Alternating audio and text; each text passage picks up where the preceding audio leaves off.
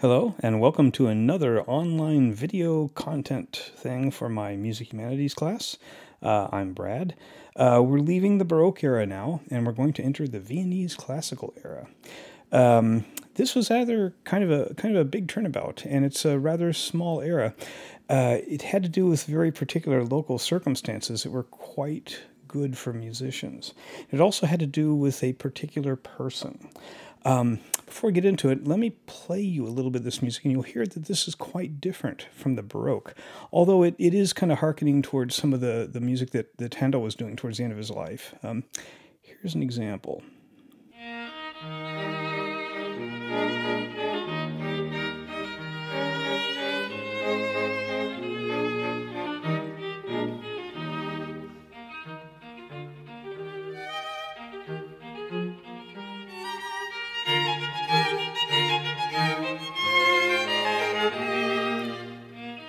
So this isn't really polyphonic music, and it's not really homophonic music either. It's kind of something in between. I would call it, say, melody plus harmony, because you're hearing a very distinct melody and you're hearing the harmonization that goes along with it. Now, sometimes this is polyphonic, sometimes it isn't. These composers are drawing from, what they've had in their history. Let me play you another example.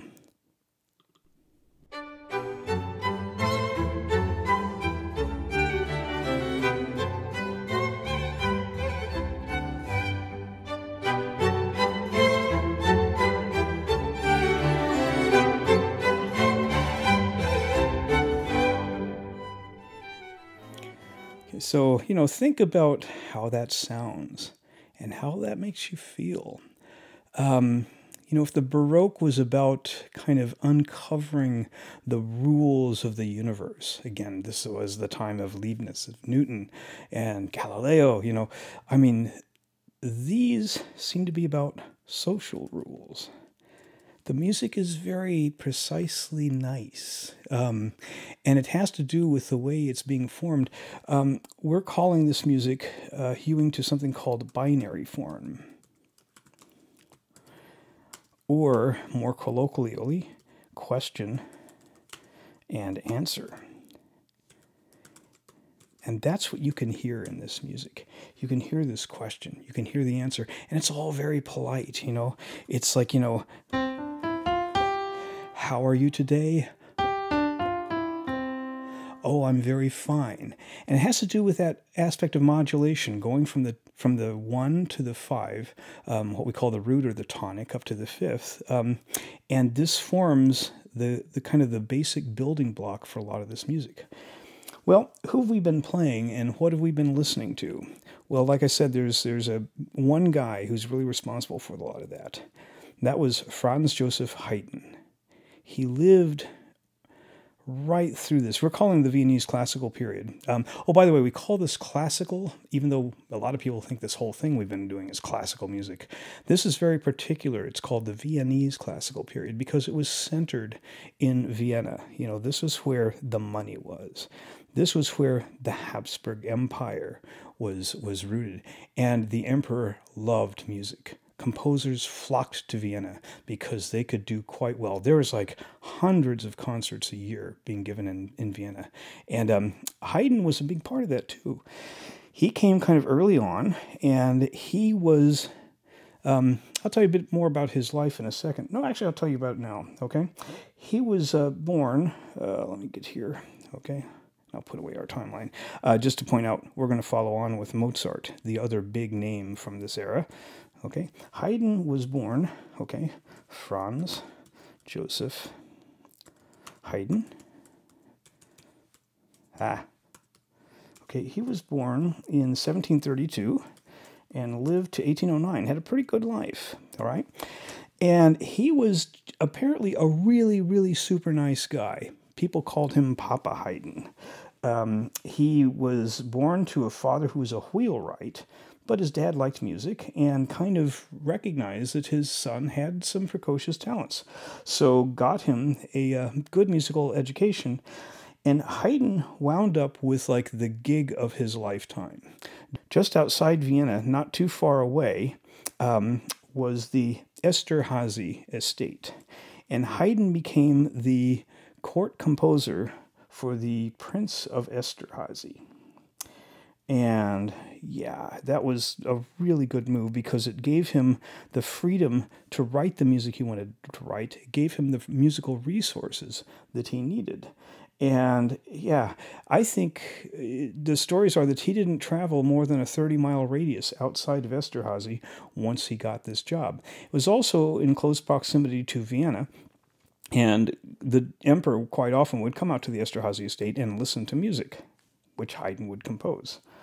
So he had a pretty good job. He was, to give you some idea of how composers were viewed, in the sort of the rundown on the estate, he was paid the same amount as the cook, the chef. So the chef made the meal, Haydn made the entertainment, everybody was happy. Like I said, the Esterházys were quite wealthy, and they had a fairly significant stable of musicians that Haydn could command. And he was a real genius at taking his forces, his local forces, and using them in a way that was very pleasing to his employers. And that's kind of what made this music what it was. The other aspect of his life is, he invented all this stuff. He invented all these forms that we're going to be talking about. And they were promulgated because he was also known as a gifted educator. He taught Mozart. He taught Beethoven. They all went to Haydn for lessons. And this was kind of what set this Viennese classical era apart from the Baroque and what made it so different.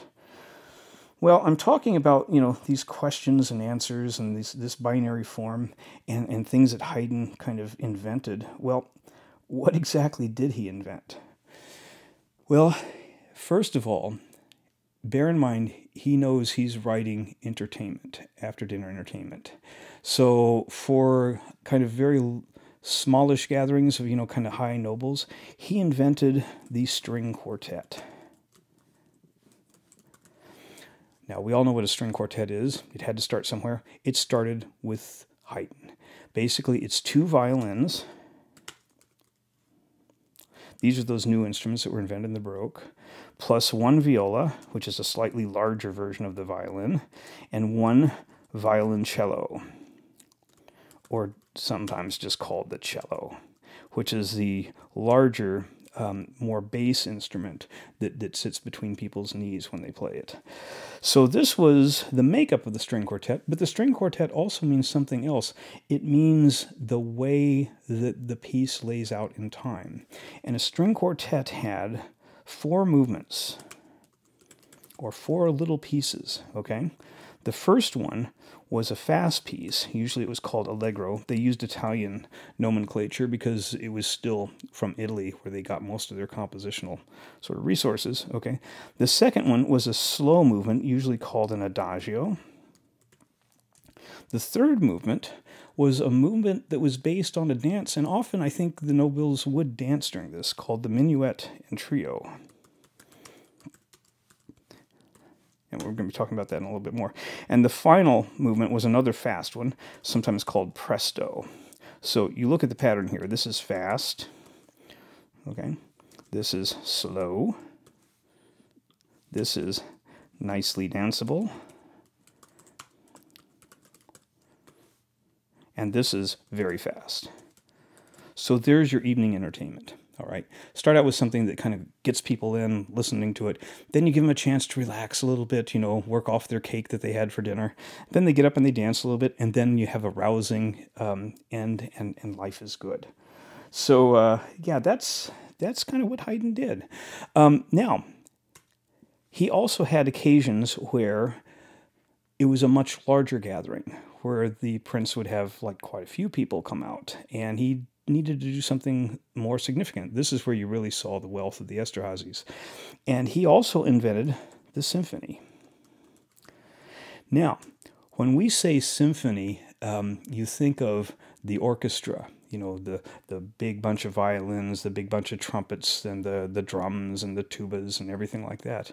Well, that's what this was. Haydn had those kinds of resources. He had a significant orchestra that he could command. But the symphony, like the string quartet, also refers to a layout in time. And it turns out, being Haydn, you know, it's the same structure. Essentially, a symphony is just a large version of a string quartet. But again, it was there, you know, as primarily entertainment. And like I said, you can hear that in this music. They're questioning, they're answering, you know, they're...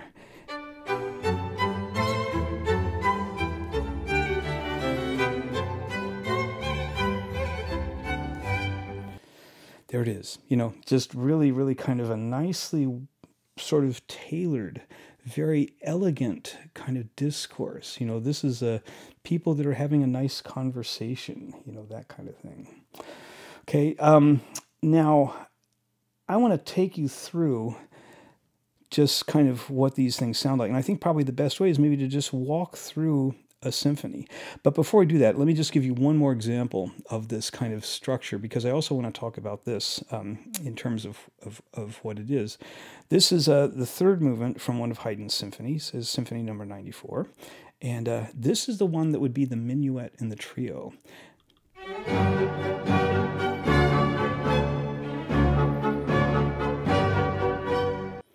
So there you hear that binary form, you know, question, answer. Oh, by the way, I forgot to tell you that that also is referred to A, B form, because the A thing is the question, the B theme is the answer. This is the way they started diagramming music. No longer the polyphony, no longer the fugal counterpoint or anything like this, but block structured. You know, things are kind of like blocks of modulations that lead you to that question, lead you to that answer. Okay, so here we go, some more.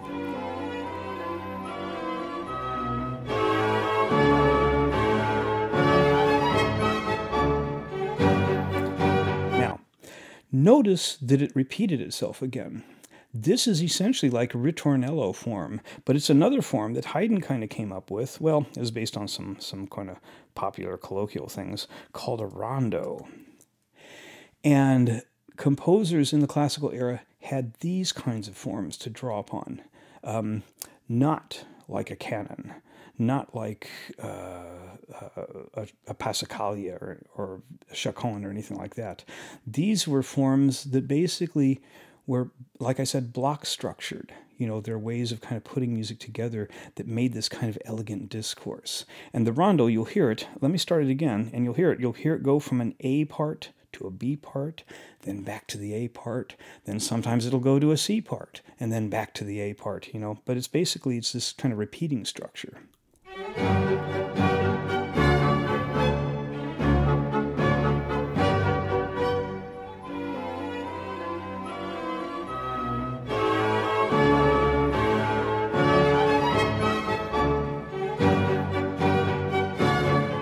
Here we are again.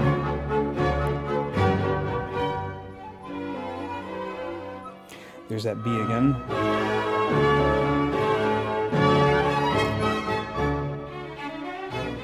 And now it goes off into another part.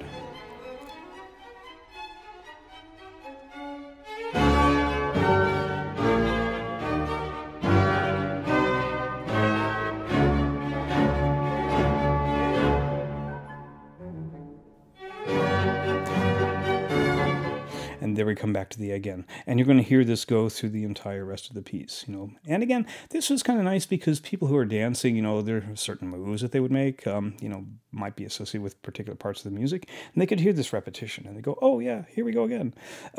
So these were the kinds of things. We're also going to be talking in great detail in the next sort of video about sonata form. That's another form that these composers employed to kind of make their way through time.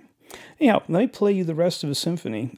These are basically taken. Haydn wrote a huge amount of music. I don't think quite as much as Bach or Josquin, but he wrote over 100 symphonies. Again, he had a lot of. It was a job, and the Esterházys had a lot of people out, and they came and they enjoyed themselves.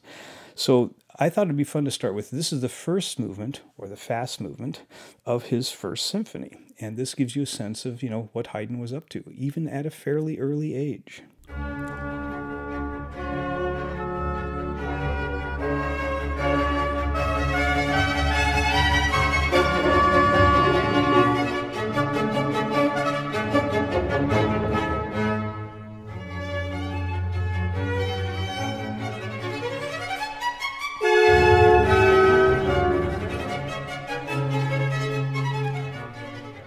So you can definitely hear the Baroque influence there, especially people like Handel, but he's clearly coming up with his own thing. The guy was an absolute musical genius, Okay, here's an example of the second movement. This is a slower movement, and you'll hear it's a bit more reflective, a bit more introspective.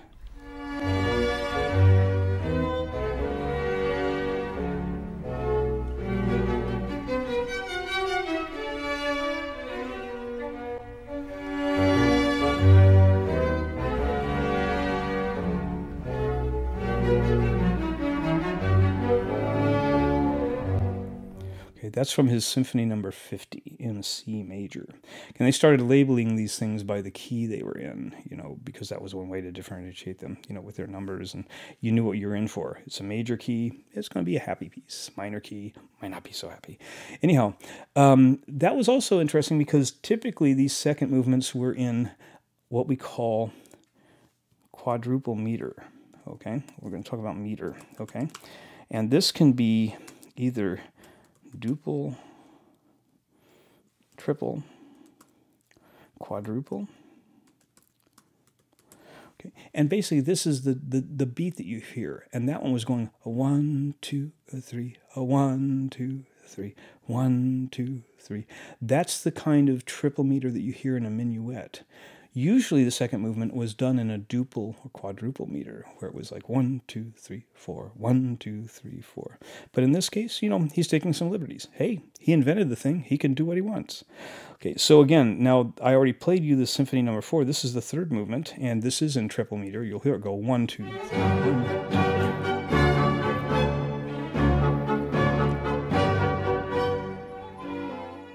1, 2, 3, 1, 2, 3. Yeah, very danceable.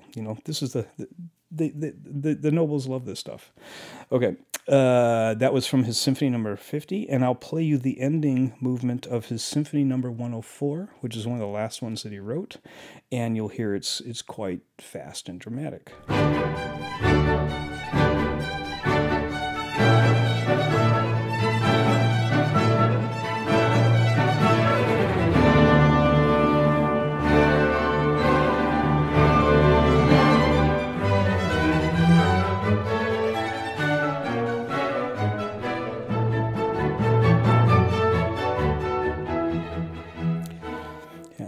Yeah, so he's really pulling out all the stops.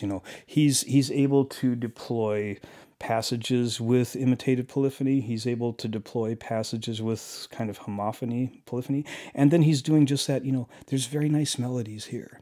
And you're hearing harmonies or the chords that go with them. That's how this music is being created. That's how this music is being structured.